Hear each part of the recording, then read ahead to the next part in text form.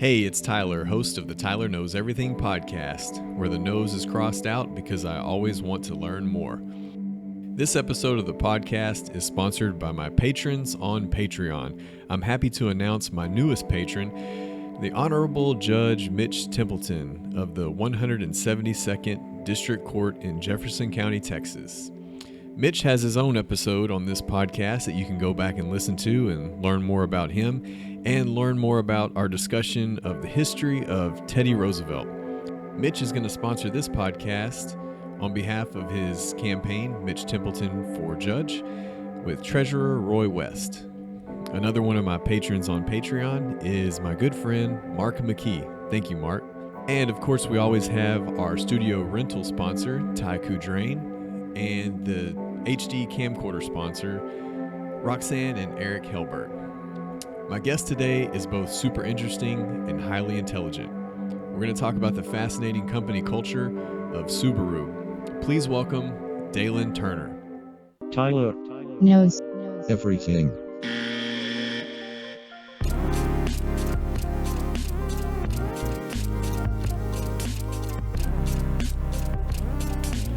All right, everybody. Well, welcome to the Tyler Knows Everything podcast, where the nose is crossed out because I always want to learn more. And I always love doing these on-location recordings. It's so much fun to get out of the studio. And, you know, right now we're in a dealer showroom. That's right. For JK Subaru with Daylyn Turner, my good friend, general manager of JK Subaru. So tell us a little bit about what we're sitting in front of here. Yeah, you know, this is a really cool WRX. This is one of our funnest vehicles that we offer. And the good thing about it is, you know, it's affordable, you know, for the performance that you get with this vehicle with that boxer engine, symmetrical all-wheel drive. Mm-hmm. It's got a turbo. So, you know, you can get an STI, which is a step above the WRX, 0 to 60 in 4.3 seconds. So, wow, yeah. And I've seen, I can actually see the price tag over here of the lease, you know, almost $300 a month for $300 a month for a car with a turbo. That's right. That's crazy. All-wheel drive. And so I've heard of the boxer engine, but what is that exactly? Yeah, so the boxer engine, it's kind of the heritage for Subaru. So it's the pistons are horizontally opposed, and so they go in a format to where they go side by side. So it creates less vibration for the engine, less wear and tear on the engine. So when we hear like a V8 or a V6 and they're... Yeah, those are going up and down in a V-shaped motion, or an inline engine like Honda. It's going up and down. It's a lot more wear and tear on those cars, and, you know, a lot more friction, a lot more movement. Yeah. And so they don't tend to last as long because...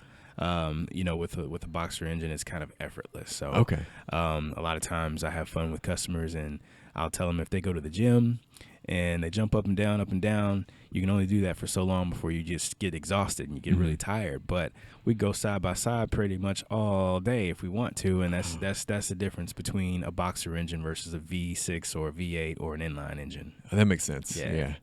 And so Subaru is like a fascinating brand to me, everything down to the logo. So Absolutely. Do you know about the history of the logo? Yeah, you know, Pleiades with the stars is what it basically represents. That's where they got the star clusters from.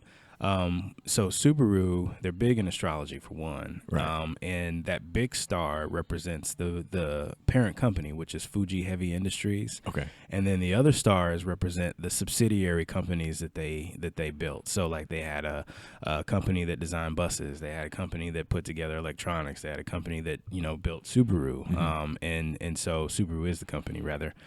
So all of the different stars represent something. Yeah. And so they just kind of grouped it together, and they made that the primary logo for Subaru. Yeah, it's really cool because I'm interested in astronomy. Yeah. You know, I just last night it was at the planetarium for the Astronomical Society of Southeast Texas. We meet once a month, and we were actually talking about the Pleiades because it's one of the objects that's very easy to see. If you're in an area that's not light polluted, like a little bit further out to the country, you can see it, you know, just with your eyes. You don't even need magnification. Right. But yeah, it was named after the Greek gods. Atlas is the big star, and then he had 7 daughters. And 7 daughters. And so Subaru all started in Japan, right? That's all right. those are Japanese companies. And They are. Is it still headquartered in Tokyo? So yeah, well, Japan is the parent company, Fuji Heavy Industries, but Subaru of America, they have their own division. So, and what's so cool about Subaru of America, even though they're real close, they work real close with the plant in Japan. They're kind of breaking away because they're one of the fastest growing subsidiaries in the whole entire company. So Subaru of America has a culture where they believe in the sustainability statement. So like, for instance, the biggest plant we have is in Indiana, and in the backyard, it's a sanctuary for wildlife. Oh, okay. So they don't throw anything away. They don't have any waste. They don't have to worry about, any pollution or anything of that nature. They're really green. It's a big green company, and it's been that way since the 90s, even before it was like a requirement, before it was even cool to do so. Yeah, because now the cool thing to do is to, not use single-use plastic and things like that. But yeah, it sounds like that's a really cool company culture. Absolutely. And, that you can go online. I think, it's so beautiful seeing how they actually make the cars and what goes into it, but in also the quality control. If how it's made, they did a segment on Subaru, and a lot of people watch that show. It's a pretty cool show, how it's made. Yeah. And so not only are they a green car company and make sure that they don't waste or throw anything away, but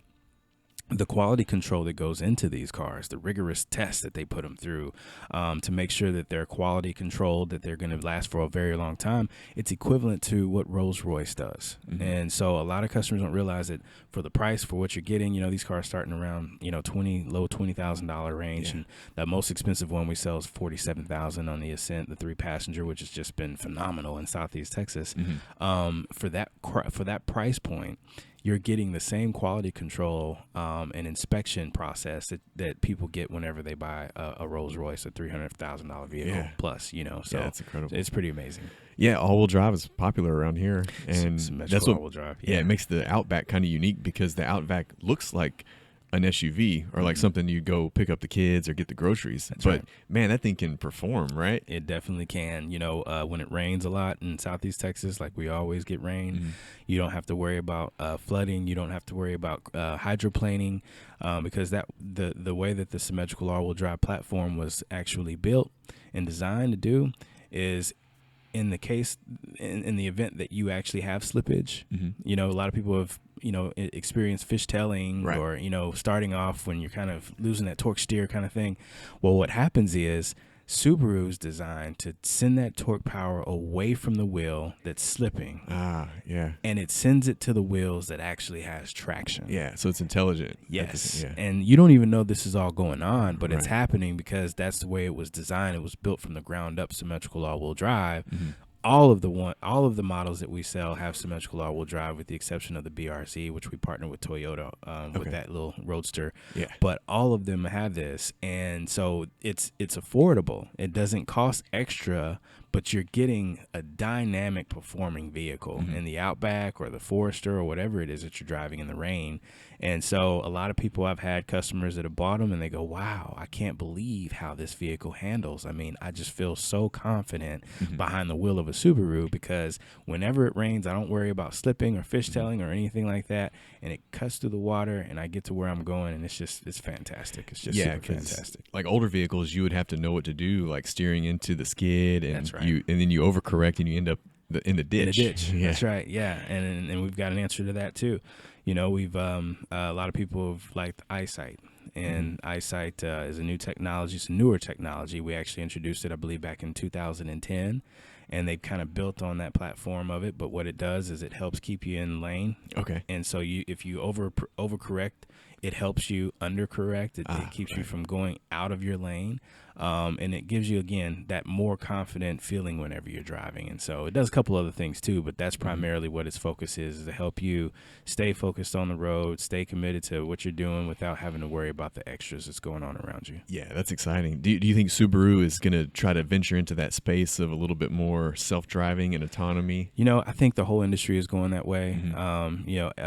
Artificial intelligence is a big deal, and I know from other car companies as well. You know, Tesla, it's a big movement. You can tell, you know, the energy is shifting that direction. Autonomy, you know, self-driving vehicles. We've been fascinated with that since I think the 90s when I was a kid. We were supposed to be flying cars today in 2020, you know, but everybody wants the car to come pick you up. That's right. You know, I don't, and you know, Elon Musk, the CEO of Tesla, he says flying cars probably won't happen we thought, because if you think about it, helicopters are basically flying cars, and would you want your neighbor to have a helicopter? Yeah, no. I mean, it's a big disturbance. It's, you know, and I think the cost of, you know, the cost associated with it, and just, you know, people I think still enjoy the driving experience, just to be honest with you. You know, I think we'll get to the point one day in the future where driving will be recreation, like manual driving. Yeah. And, you know, our great grandkids will be like, whoa, you drove your own car on interstates? That's crazy, you know, because they'll just have a computer that can do it better. Yeah, you know, that's true. I mean, that could possibly happen. You know, you never know what the next generation is going to come up with and do. Yeah. But I appreciate, you know, the ability to be able to get behind a performance car like a WRX or an STI and, you know, take a trip to Houston and just have a good time while I'm doing it, you know. And if somebody tries to rev up their engine next to me, I'm ready to rock and roll. You know, you can hang with them. That's right. You know, it's a little bit of a sleeper. And with the Outback, I see mountain bike racks, kayaks, canoes, lots of outdoorsmen. Yeah. I was in Boulder, Colorado, which is, they've got a really low average age of the population. They're very fit. They even have, the city of Boulder has a sugar tax. Okay. So if you go to the store and get an energy drink, you have an additional tax on there for sugar. Yeah. And I saw so many Subaru Outbacks in Boulder, Colorado. Yeah. All with you know, fitness gear and That's hiking. Right. So what do we have back there that's got the kayak on it? So that's a Subaru Forester, and it has a kayak on it. You're right. It's a culture. You know, people who buy Subarus don't just buy them because of the way they look on the outside. Right. They really do buy them for what they do, what the reputation's all about. You know, longevity, functionality. Yeah. You know, when you think about Subaru, 98% of the Subarus that were sold in this country in the last 10 years are still on the road today. And, wow. And people recognize that, you know, they go, you know what, I got to go check this Subaru out. Kelley Blue Book in the last 5 years consistently has named Subaru to be the best overall brand because you have all of the ingredients that we talked about with safety and functionality, and then you have the longevity. But then, you know, a lot of our customers have active lifestyles. They want to go out. They want to take their kids to a hiking trip that they won't ever forget. They want to create those memories. And so when you think about it, you know, that Forester that you brought up, it's got a panel roof. A lot of cars have panoramic roofs, but the Subaru has had a panoramic roof since the late 90s, the Forester specifically, because it was functional. A lot of photographers that wanted to go to mountains and do things, that wanted to be able to interact with their car while they were actually driving, they wanted to give them the experience and the ability to be able to see around them, see what's going on. Kids can go, ooh, wow, you know, look at that. That's really cool. So the whole roof is a window. Yeah, it's a whole window, you know, and Subaru wanted to offer that way before it was popular to do so, and they've been consistently doing it, and so that's one of the reasons why they're one of the hottest brands in the country today. Yeah, I bet that looks really cool at nighttime. It does. Sure. It does, seeing the stars and all that stuff, seeing Pleiades. Yeah, and speaking of longevity, you know, there's only a handful of brands that come to mind when you think of cars that can actually make it to 300,000 miles, and people still want to keep them. That's right. You know, you think of Honda Civic, Toyota Camry, and Subaru. That's exactly right. You know, I've had customers, especially when we first started the store, because we've been here in Southeast Texas for 9 years, and that's relatively new for any dealership, because there wasn't a Subaru company represented or a Subaru dealership represented in Southeast Texas for 12 years before we launched it. I didn't know that. So where would people go in to get a Subaru before? Maybe Houston? It was kind of an afterthought, because they'd have to go to Houston, or they'd have to go, you know, to Lafayette, Louisiana. And so, you know, a lot of people were like, you know what, I might probably would have preferred to get one. And they weren't that pretty back then either. So, you know, but I'll go buy this Honda, I'll go buy this Nissan, or I'll buy this Toyota, you know, and that was kind of the trend for a long time. But, you know, now what we're seeing is people are starting to learn that Subaru's here, and they offer an opportunity for them to purchase one. And so they come in and they go, wow, you know. And so what I was saying was, the reason why we got to that was we were talking about customers that have 200,000 miles plus on them and not wanting to give them up. Yeah. Well, when we first opened the store about 9 years ago, I had a lot of those customers. They would come in, they'd be like, yeah, I've been having my Outback, for about 10 years and it's got 250,000 miles on it. I'd be like, oh, how am I going to offer them any money? I hope I don't insult them. Right. And I go, well, so this is what we can offer you for your vehicle. And they go, oh, no. I'm not selling my Subaru to you. Oh. They go, sorry. Is it that they just wanted to buy another one? Oh, yeah, go ahead. They instead of, sorry, that was my boss calling me. And he's telling me. So anyways, so what they do was they'd say, no, I'm not gonna give you my Subaru. I'm gonna give my Subaru to my son, my daughter, my niece, my nephew, because it's been such a good car. I don't possibly see myself doing anything different. Right. I can't give it to you because I feel like I'd be doing myself a disservice, and I know we can get at least another year or two out of this vehicle. I just want to upgrade and get the new one. Yeah. So it's not like they felt like they even needed to buy a new car. It was that they felt like they wanted to buy a new one, upgrade, and then give somebody else the opportunity to enjoy what they've enjoyed for the last 8 to 10 years. So it's pretty crazy, but that's the way it was. I've seen that trending kind of on social media where they get a new Subaru and they put them side by side in their driveway of the one that's 10 years old, 15 years old, right next to the brand new one, showing that they didn't trade it in. They're just kind of accumulating them. And I'm not a Subaru owner yet, but I kind of recently started doing that with my cars. I just quit trading in, because I figured out that you kind of need different cars for different purposes. So I used to have just a truck. I had my one truck, and that was it. That was my daily driver for everything. Right. And I said, I'm not doing truck stuff every day. I don't need this truck every day. So I kept the truck because it's older, it's paid off, and got a Prius. And so the Prius is my daily driver, and living out here in Texas, you need a truck every once in a while. You either own a truck or you're going to have to borrow a truck at some point. Yeah. So I kept the truck, kept the Prius, and then I have a 1994 Nissan 300ZX. Yeah. The old two-seater with the T-tops. Yeah. And I bought it for $100. Oh, man. And spent some time fixing it up and have that, too. And that's just kind of a fun car. It's not Yeah. practical at all. It's a two-seater. Fun. Yeah. But it's still low on miles and kind of a classic. A lot of people have a sentimental attachment to that car as well. But it's not good for a daily driver either. So, but yeah, I've always been fascinated with the Tesla car. Oh yeah, go ahead. Okay. Yeah, you don't want to hit decline on that. Nah, I did a couple times. But I was looking in the news the other day and I saw an interesting article that said Tesla has become more valuable than Ford and General Motors combined. Yeah. I saw that report. Yeah, and what the fascinating thing to me was Ford was founded in 1903. General Motors was founded in 1908. Well, Tesla was founded in 2003. Sure. And I think it's because of a lot of the things you were saying about that's similar, kind of parallel to the Subaru culture, is people don't just buy a Tesla or a Subaru because they needed a car. They didn't just kind of wander in here and say, I need something to, go to and from work. They buy that particular brand because they really love it. There's not everybody loves their car. That's right. And Love was a campaign that Subaru started when I believe in 2010, they actually started doing the Love campaign. Love is what makes a Subaru. And how that came about was a lot of people going all over the country and saying, you know what, there's a Kool-Aid going on around here. A lot of people are drinking this Kool-Aid and they won't stop drinking it. And it came from retention. Subaru Car Company, on average, retains about 78 to 83% of their customers, meaning that one person doesn't come buy a Subaru and then leave and go buy a Honda or a Toyota or a Nissan or something like that. Yeah. No, they come back and they buy another Subaru. They do all their service work at the Subaru dealership.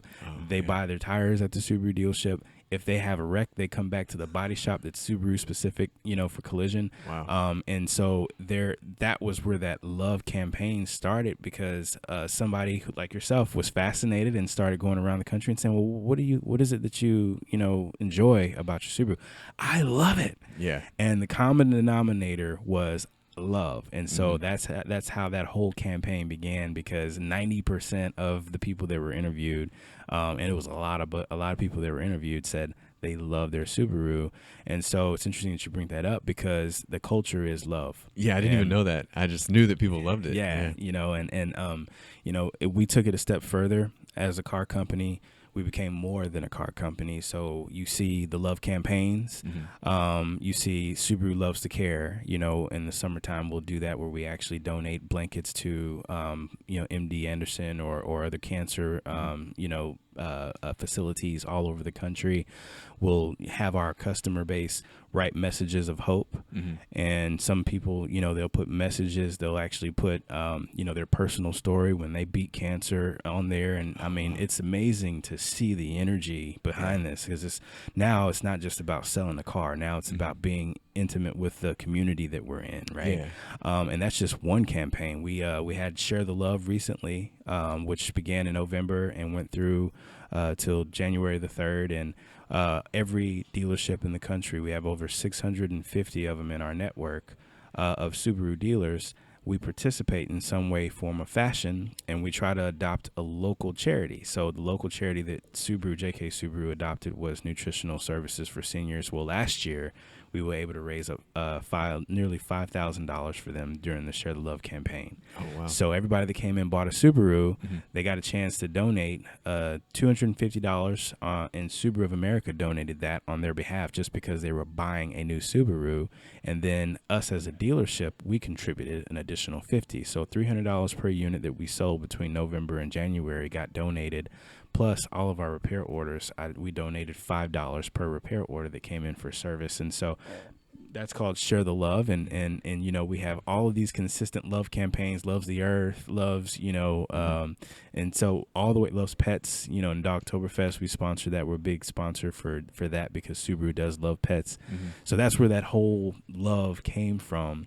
And so now it is the culture, you know, whether you're talking to customers, whether you're talking to dealers, whether you're talking to salespeople or service people, they understand that love is what encompasses this culture of Subaru. It's more than a car company, more than an automobile. It's the whole experience of love. Yeah. Yeah. Do you feel like your buyers are a little bit more educated than the average car buyer about the brand? I would say so, yes. In Southeast Texas, I would say that there are a lot of people that are being educated about the brand. Yeah, because we're still new to the brand around here. We're still new to it around here, but yes, in the grand scheme, absolutely. We see a lot more professionals. They've done, some of those statistics and research to find out that most people that drive Subarus are college educated. Most of them are, professionals. Most of them, they're rarely big spenders, if that makes any sense. Mm-hmm. But they can spend what they want. Yeah, if that makes any sense there. Right. So they choose to buy something of quality and something that they can use. It's functional. Versus wasting money on something that's elaborate that they won't need. Yeah, sure. But they have the resources to do so. Their FICO scores are traditionally on the higher end of the spectrum, so you don't have to ever question whether or not they're going to be able to buy the vehicle. It's whether or not you're going to be able to make sure that it fits their wants and their needs and their desires. Yeah, that's good. Yeah. Well, what was your first car back in the day? My first car was a 97 Chevy S10 pickup. Oh, yeah. You don't really see S10s anymore. No, they don't make them anymore. Nope. They brought the Blazer back out, but the S10 pickup truck was back, pretty popular back in the day. Did you do any modifications to it? Not that one. And matter of fact, when I traded it in, I think it had a little bit more than 100,000 miles. It was a manual transmission and had the roll-up windows, cranked up windows. I got it when I was 16. I drove it till I was about probably, 20. So I had it for about 5 years, you know. I traded in for a Blazer, but it was an extreme Blazer with all the modifications. So it had the low, the low profile and all the extra, little pizzazz and put stereo some speakers system in the back and all that stuff. Yeah, I had a couple. I think it was like 210s or something with the amplifier. Yeah, it was crazy. Somebody broke into it and got it, and I never wanted to go that route again. It's a lonely feeling, but it was very fun as a college student driving that car. So. Oh yeah, for sure. I did the same thing. I had the 86 Ford Ranger, was the first ever car. Yeah. And then got a 96 Chevrolet Silverado, lowered it, put wide tires and rims. Right. This was, probably 98, 2000 when I was in high school and had the system and everything. Nice. Yeah. But that was the thing to do. I was going to talk to you about some myths about car buying, because a lot of people out there, they have preconceived notions of car buying and car dealerships and car salesmen and things. So is there actually a best time of the month to buy a car, or should you just come in anytime? Yeah, we know the myth, and we kind of, we've learned how to play into it. Yeah. I guess kind of like out of this industry, big furniture sale or, Labor Day sale. That's actually when they take the prices up. A lot of people don't realize that in other industries, but we don't take the prices up, but we kind of play into it and say, it's the end of the year, it's clear out, all that good stuff. Well, this last year, for instance, 2019, in October, I was completely out of 2019s. I didn't have any 2019s left. I had 2020s rolling in, so there was no clear out all, everything must go in December, it was, but we still offered great savings and deals and we do that no matter what part of the month it is. We want to make sure, because the industry's changing. So much education is out there with Edmunds.com, Kelley Blue Book. Customers have all of the information they need to make an intelligent decision, and dealers are starting to understand that. So I believe the successful stores, the successful dealerships, we are learning to make sure that we have a great experience for the customer, whether it be online, whether it be here in the dealership.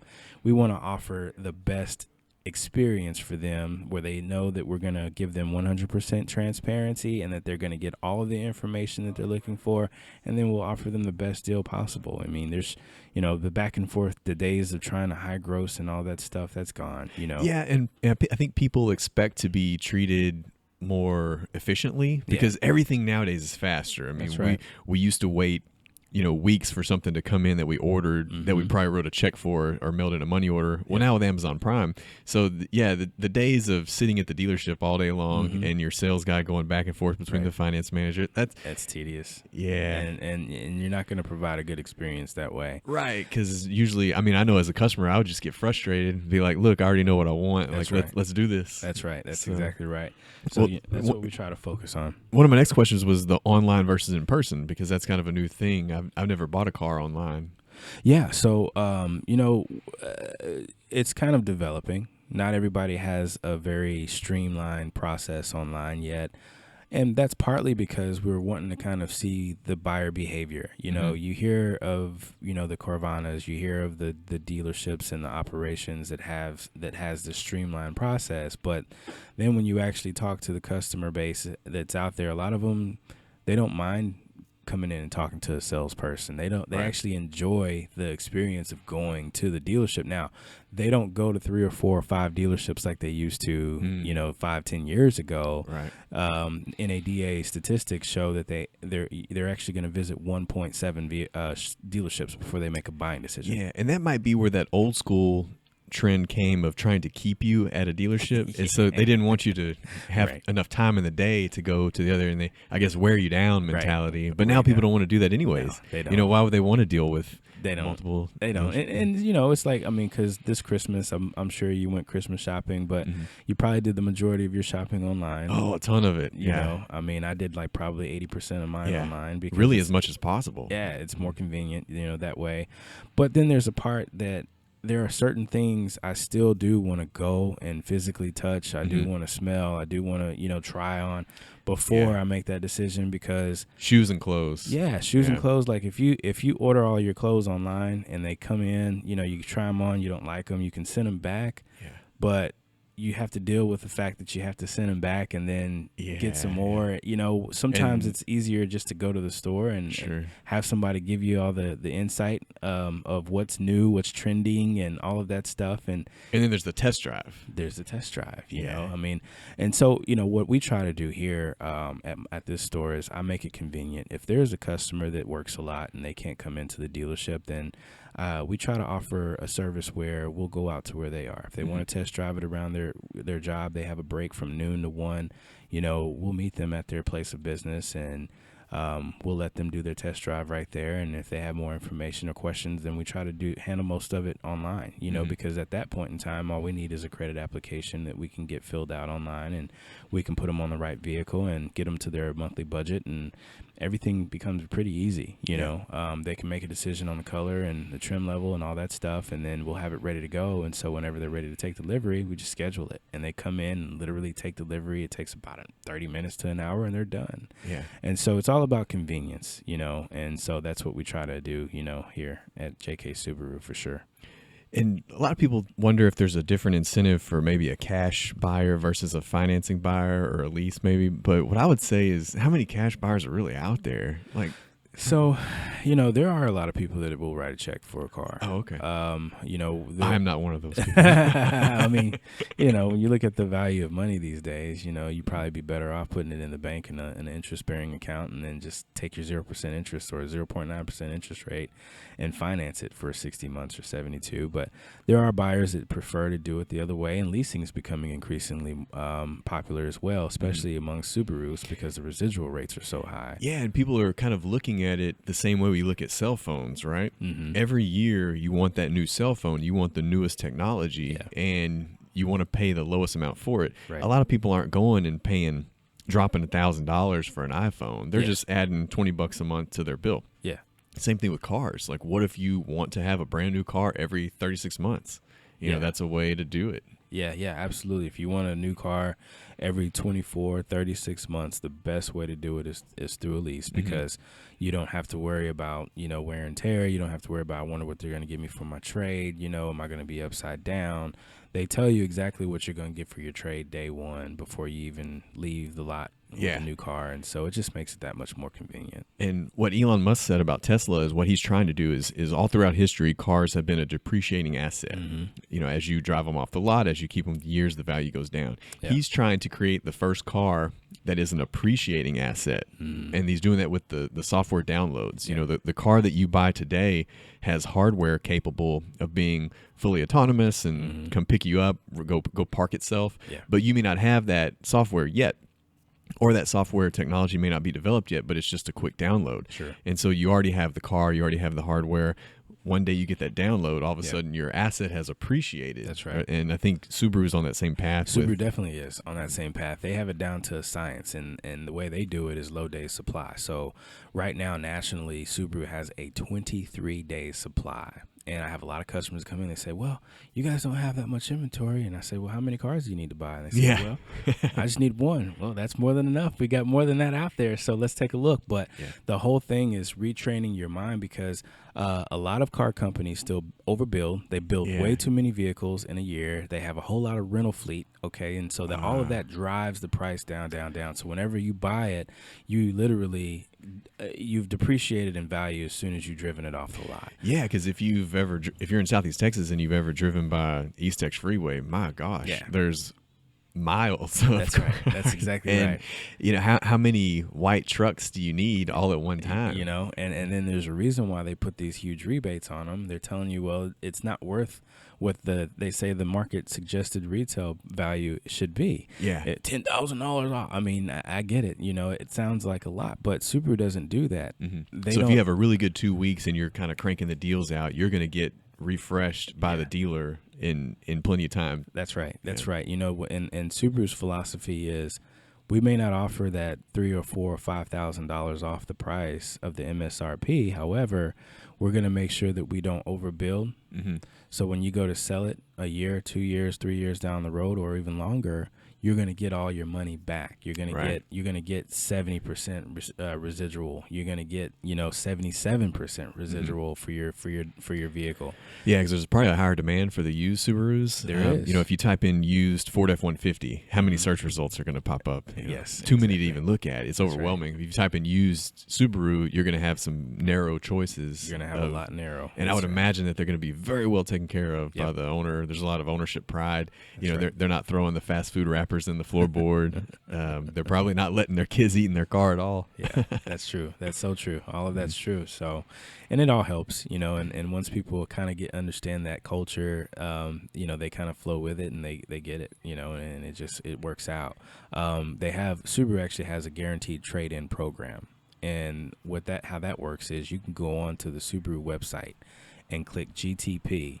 And so you go Subaru.com, GTP, put your VIN number in there, put your miles in there, and Subaru says, we will buy your car. So if you go to a local store and you're not happy with the amount of money that they're offering you, then they will say, I'll buy your car from you because we believe in our product that much that we know the resale value is that strong. We'll buy it and we'll send it to the auction in Denver, Colorado, where you were. And they know that it's going to bring top dollar, and you walk away with a smile on your face. That's exciting. That's right.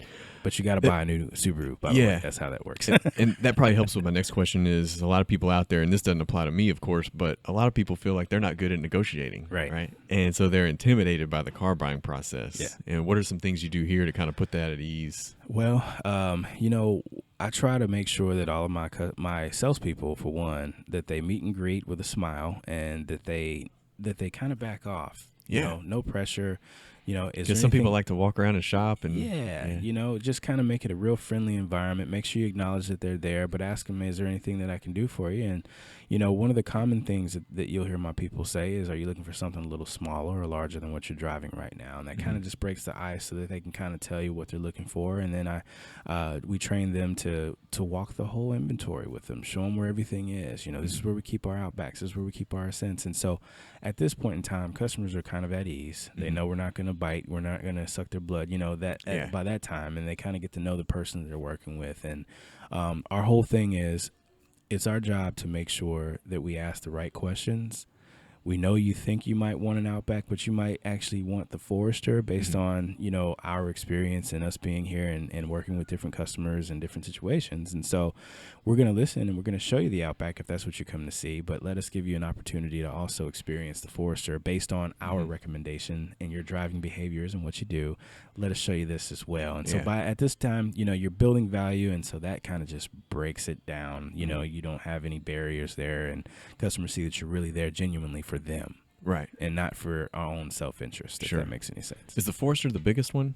No, the biggest one is the Subaru Ascent. Oh, the Ascent. Okay. And that's actually 3 rows. You can get 7-passenger or 8-passenger. It's very, very nice. Wow, yeah, it's one of the nice riding vehicles you'll ever drive. Is there a new one called the Legacy? No, the Legacies actually are a sedan. Okay. And the Legacy tied into the Outback, it's one of the smoothest riding cars you'll ever drive. And the reason for that is it sits on the Outback platform. Okay. And they've made it, they used to actually be called the Subaru Legacy Outback back in like the late 80s. Gotcha. And so, but we sell a lot of those. And, going back into the manufacturing part of our conversation, a lot of people don't realize this, but Toyota actually paid Subaru to build the Toyota Camry back when Camry was like the number one sedan. Yeah. And so the Camry and the Legacy went down the same exact assembly line for years. Because those are kind of the giants in Japan, right? Yeah. Toyota and Subaru kind of. Yeah, Nissan, those are the big, right. But Subaru was the quality control, and so we had an opportunity to show the world basically that, with our quality control on a Subaru, Toyota trusted us to build their best-selling sedan, period, their passenger car, period. And so, a lot of people that actually get to know that information, they get blown away. I think we were talking about it earlier in your office. I don't think we mentioned it on the podcast, but Subaru started out by, or some of the parent companies of Subaru started out by building airplanes. Yeah, that was like their first endeavor. Was right. They were an aircraft research company, and then turned into, I think it was called Nakahima. Yeah, that's Nakahima right. Aircraft Company that built planes for World War II. They did. They built the World War II fighter jet planes. They put the Boxer engine in it, and so the same engine, same engine platform that's in these cars was in a fighter plane. That's exactly right. That's exactly right. That's exactly right. Yep. Yeah. It's an aviation company, and the safety that goes into building an aircraft. Because the reams, the frame, everything is different on an aircraft because you're actually in the air and you can fall, and so you can fall out of the air, and so they want to make sure you're as safe as possible. Well, that same engineering and ingenuity is in this automobile. Right. The frame, the everything that's around the Subaru. We even have safety beams that we put on the side doors that are impact in case of a side impact. We have breakaway engines, that absorbs the energy from the accident on the front and on the back.